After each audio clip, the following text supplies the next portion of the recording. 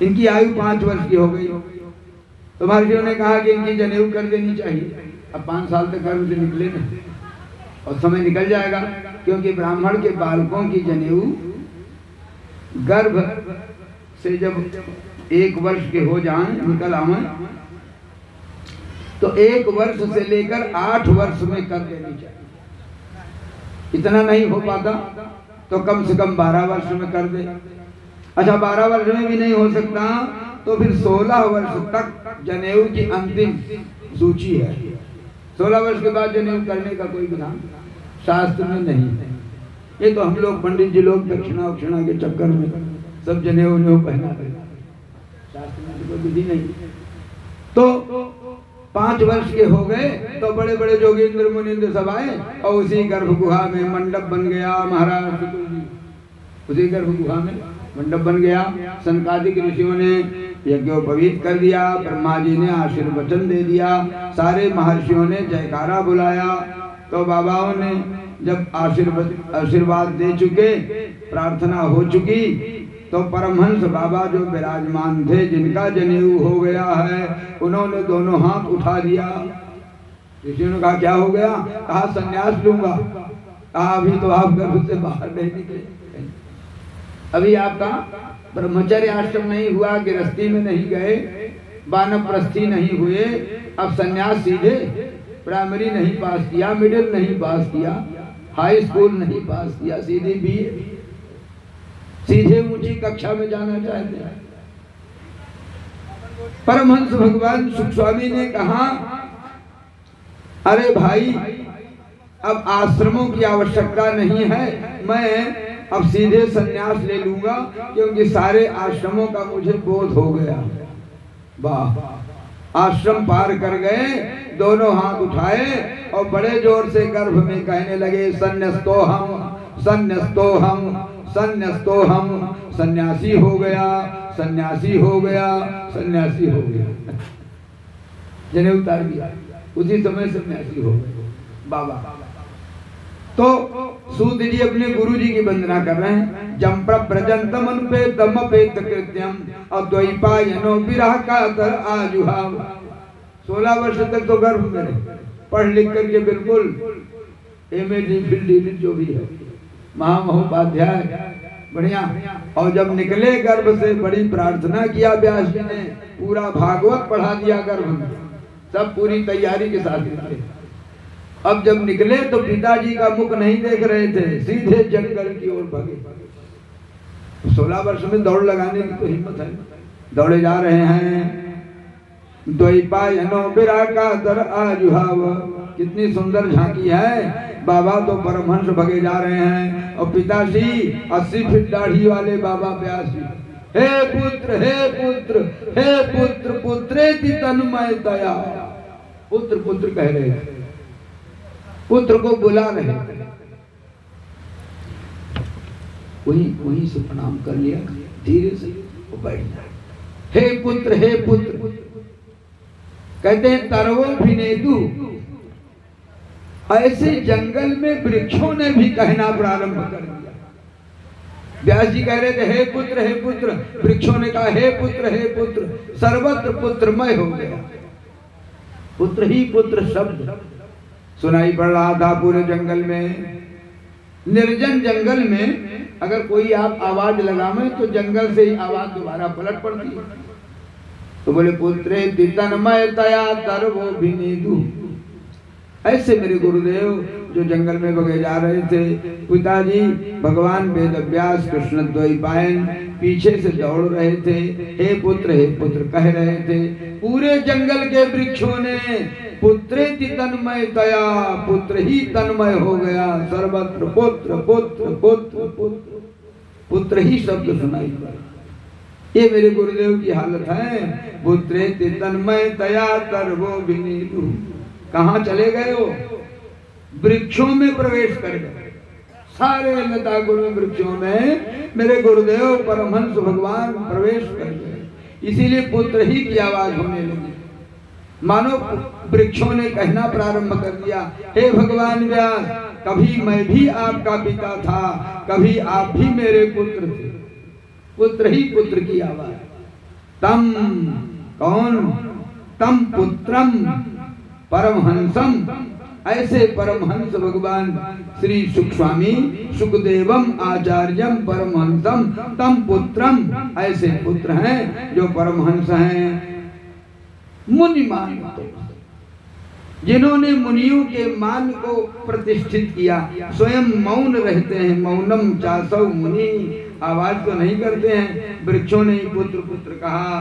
तम सर्वभूत हृदयम, समस्त प्राणियों के हृदय में विराजमान रहने वाले महाराज हमारे गुरुदेव हैं। बोलिए सुखदेव जी महाराज की।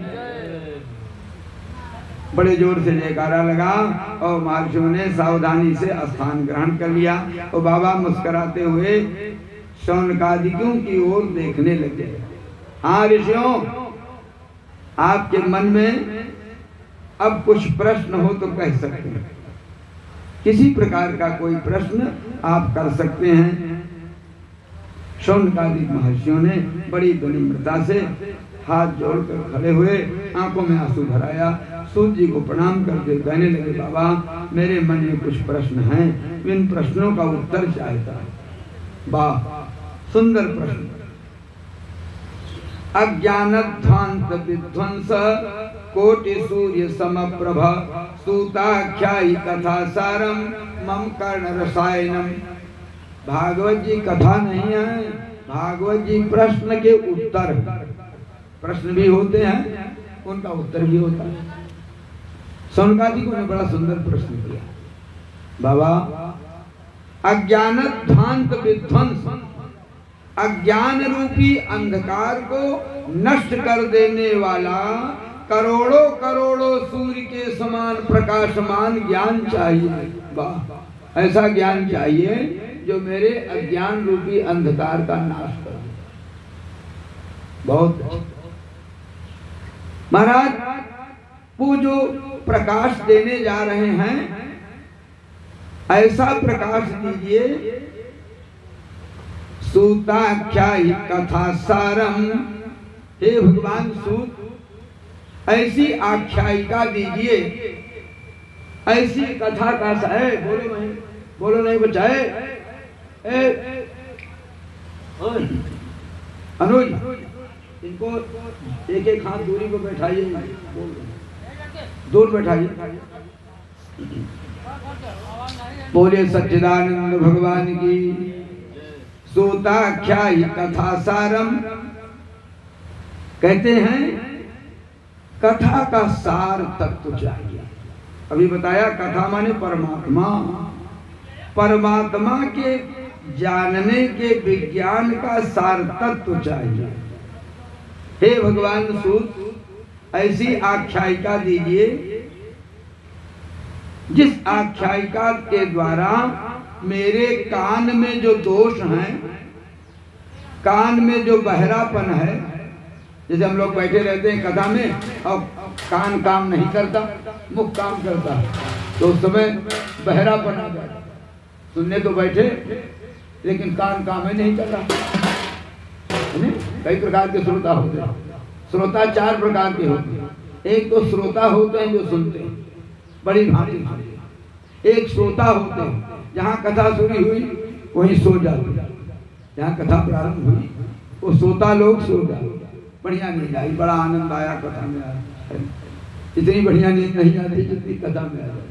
श्रोता होता। एक सरवता होता, वो बीच में कतरते रहते हैं, कुछ न कुछ बात बोलते रहते हैं। अब एक सरकौना होते हैं, मौका पाने को किसी का जूते चप्पल पहन के श्रोता चार प्रकार के। तो कहा मम कर्ण रसायनम, महाराज मेरे जो कर्ण में कान में दोष है, उस दोष की निवृत्ति के लिए रसायन चाहिए, औषधि। रसायन माने औषधि। ऐसी औषधि दीजिए, ऐसा विज्ञान दीजिए, ऐसा अनंतानंत सूर्य के दिव्य मंगलमय प्रकाश के समान ज्ञान दीजिए जो मेरे अज्ञान रूपी अंधकार की निवृत्ति करा दे। बहुत अच्छी बात। दूसरा प्रश्न किया, भक्ति ज्ञान विरागा तो विवेको वर्धते महान। सरकार, ऐसा ज्ञान दीजिए जिससे भक्ति बढ़े। भक्ति माने प्रेम, भगवान के प्रति निष्ठा, भगवान से तालमेल बैठा है। भगवान से जो मेल जोल करा दे उसका नाम है भक्ति। हम लोग बहुत दूरी रखते हैं भगवान से। अगर कहीं आ ही जाए सड़क पर, भगवान आ जाए और भगवान को के दर्शन के लिए हम लोग पहुंची चलें और भगवान कहें चलो मेरे साथ, तो हम कह देंगे हमारा बहुत काम होता है। हम भगवान के साथ जाने को तैयार नहीं। उसके लिए क्या करना पड़ेगा? भक्ति ले आनी पड़ेगी। भक्ति का नाता, भगवान से जुड़ना पड़ेगा। जब तक तालमेल नहीं बैठेगा भगवान से, तो हम कहाँ जा सकते हैं? तो ऐसी परिस्थिति में हमको भक्ति कैसे मिलेगी? और भक्ति आने वाला साधन क्या है? कर्म। ये कर्म कैसे प्राप्त होगा? तुलसी माता की आराधना, सूर्य भगवान की आराधना, गणेश की आराधना, चतुर्थी व्रत की आराधना, हरतालिका व्रत की आराधना, शिवरात्रि व्रत की आराधना, ये सब क्या है? कर्मकांड। कैसे भगवान को जल चढ़ावे, कैसे बेल पत्र चढ़ावे, कटा फटा न हो, छिद्र न हो, लिखा पढ़ा न हो, उसका वज्र न हो, हुंडी न हो, उल्टा चढ़ावे कि सीधा चढ़ावे, ये सब क्या है? कर्मकांड। भक्ति कहाँ से आवेगी? कर्मकांड से। तो महाराज मेरे जीवन में भक्ति आवे और भक्ति देने वाले कर्मकांड आवे और भक्ति से उपरम होने वाला ज्ञान आवे। भक्ति से भक्ति बढ़ जाती है तो ज्ञान आता है। भक्ति बढ़ने से ज्ञान की प्राप्ति। भक्ति ज्ञान विरागाप्तौ विवेको बंधते महान। भक्ति ज्ञान वैराग्य आ जाए, ऐसा सिद्धांत चाहिए। प्रश्न याद रखिएगा। तीसरा प्रश्न किया, माया मोह निरासश्च वैष्णवै क्रियते कथम। माया मोह से निराशा हो जाए। माया क्या है? माया सब जानते हैं, समझ नहीं पाते। मकान किसने बनाया? महाराज बड़ी मेहनत करके बनाया। अच्छा ये कोना खाली क्या हुआ? भगवान की इच्छा। भगवान बिगाड़ने आए। बनाया आपने, भगवान बिगाड़े।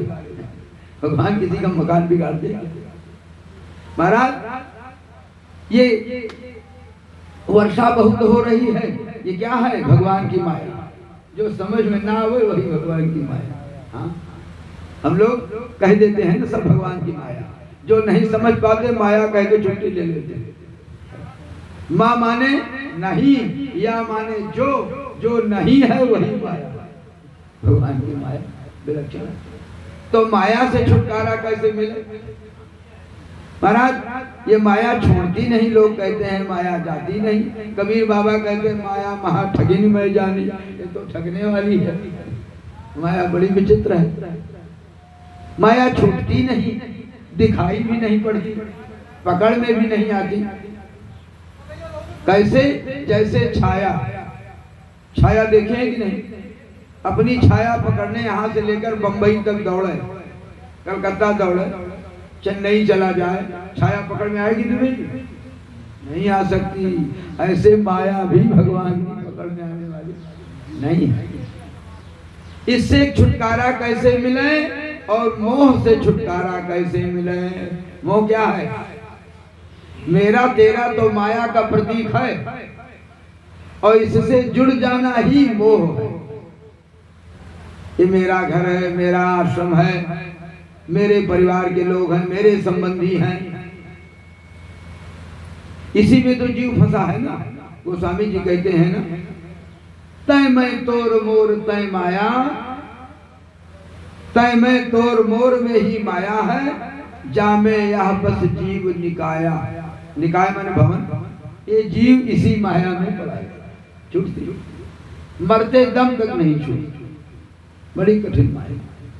और मोह तो इतना बलवान है कि जानते हुए भी कि करोड़ों रुपया काम नहीं आवेगा, फिर भी छिपा के रखते हैं।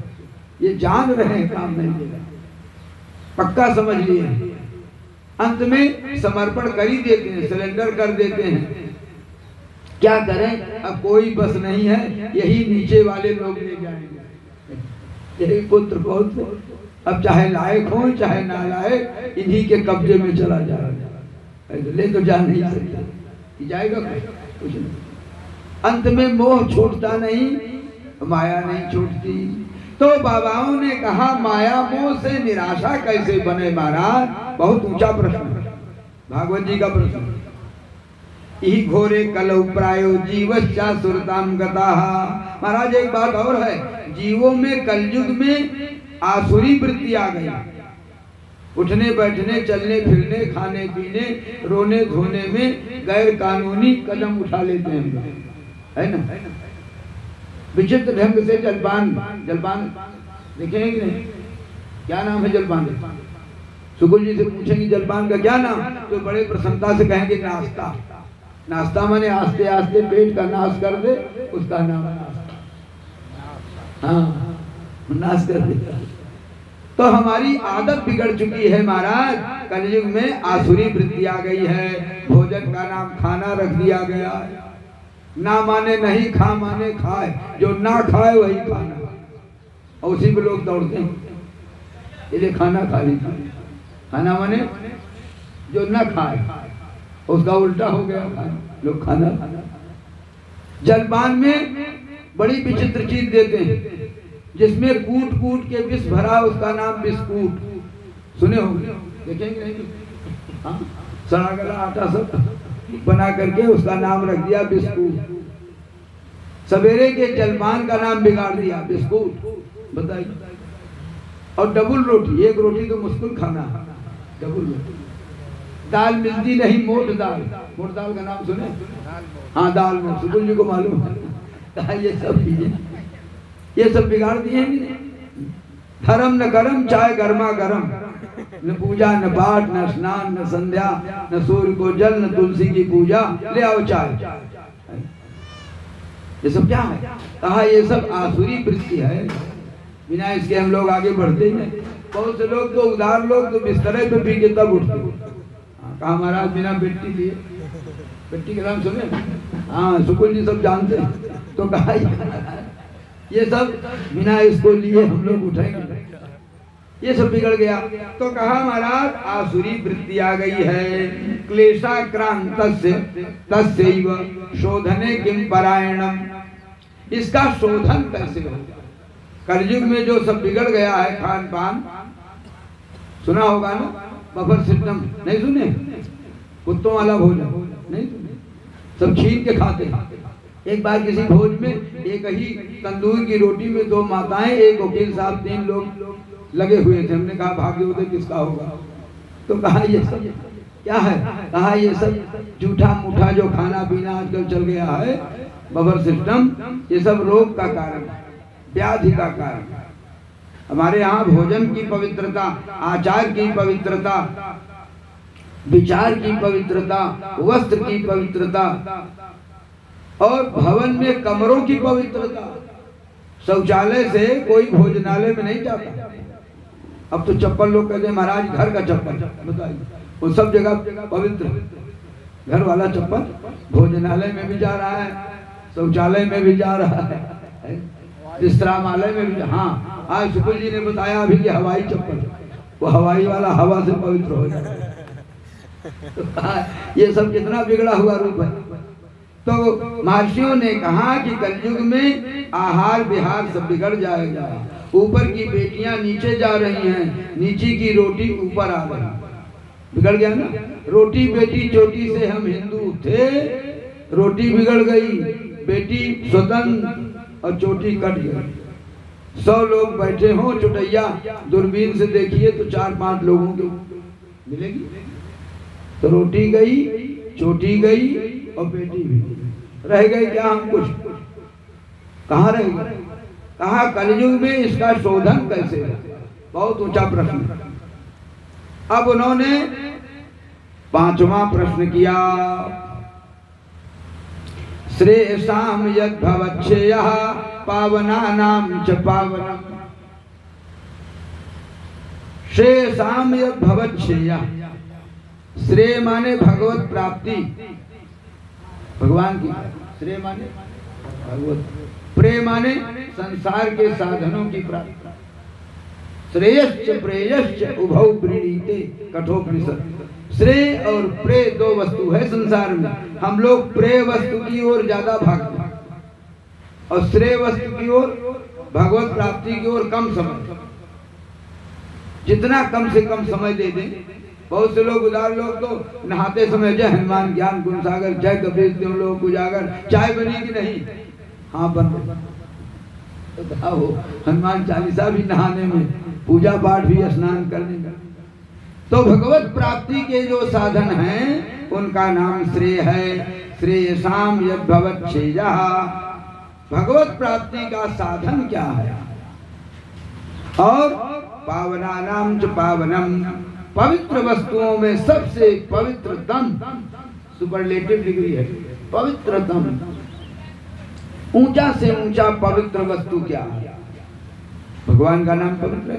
तो महाराज भगवान के नाम, भगवान के धाम की प्राप्ति कैसे हो पाएगी?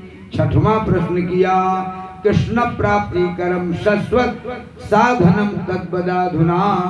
भगवान श्री कृष्ण की प्राप्ति का निरंतर साधन क्या हो सकता है? कितने प्रश्न हुए? और ब्रह्मचारी जी कह रहे थे चारे प्रश्न। तो राम मूर्ति जी किताब लिखे, उन्होंने चारे किया, लेकिन यहाँ तो हमको छा समझ में आता है, छाप। तो चिंता मणिर्लोक सुखम सुरद्रु स्वर्ग संपदम। बहुत बढ़िया बात कह रहे बाबा। हम लोग आपके दास हैं, ऐसे गुरुजन को प्राप्त करके भला इन प्रश्नों का उत्तर सरलता से मिल जाए, बहुत बड़ा भाग्य हो जाए। प्रयक्षति गुरु प्रीतो वैकुंठम योगी दुर्लभम। ये तो उसी प्रकार से दुर्लभ है जैसे बड़े बड़े जोगींद्र मुनींद्रों के लिए वैकुंठ महाराज बड़ा दुर्लभ है। वैकुंठ का नाम सुने कि नहीं? तो कुछ वैकुंठ गए हैं कि नहीं? तो चला जाए तो ठीक है। अरे वो आए हैं वैकुंठ से, जो वैकुंठ से नहीं आते कथा उनको सुनने को नहीं मिलती। हाँ, तो वैकुंठ जो है विगता कुंठा यस्मात्, जिससे कुंठा निकल गई उसका नाम है वैकुंठ। वैकुंठ में कोई रोगी नहीं होता, सोता नहीं, भूख प्यास नहीं लगती, रात दिन व्यक्ति कीर्तन करते रहते हैं। वैकुंठ की जलवायु वहाँ की जलवायु में हमेशा लोग सदा आनंद मग्ना सर्वे कीर्तन कारिणा, सब वहाँ कीर्तन करते रहते हैं, आनंद में रहते हैं, किसी को कोई विपत्ति नहीं, कोई बुढ़े नहीं होता, न जन्म है न मरण है। बद्री विशाल भगवान गए हैं तो अलकनंदा के उस पार कोई माता चली गई, बच्चा देने का समय आ गया तो भाग के इस पार आना पड़ता। वहां किसी का जन्म नहीं होता। वैकुंठ लोक के समान माना जाता है बद्री का धाम। वहां पर वैकुंठ के समान सुख शांति। तो वैकुंठम योगी दुर्लभम। सरकार आप जैसे गुरुदेव को प्राप्त करके हमारा जीवन धन्य है, कृतार्थ हो गया है। वो तो वैसे ही हो गया जैसे वैकुंठ की प्राप्ति में जो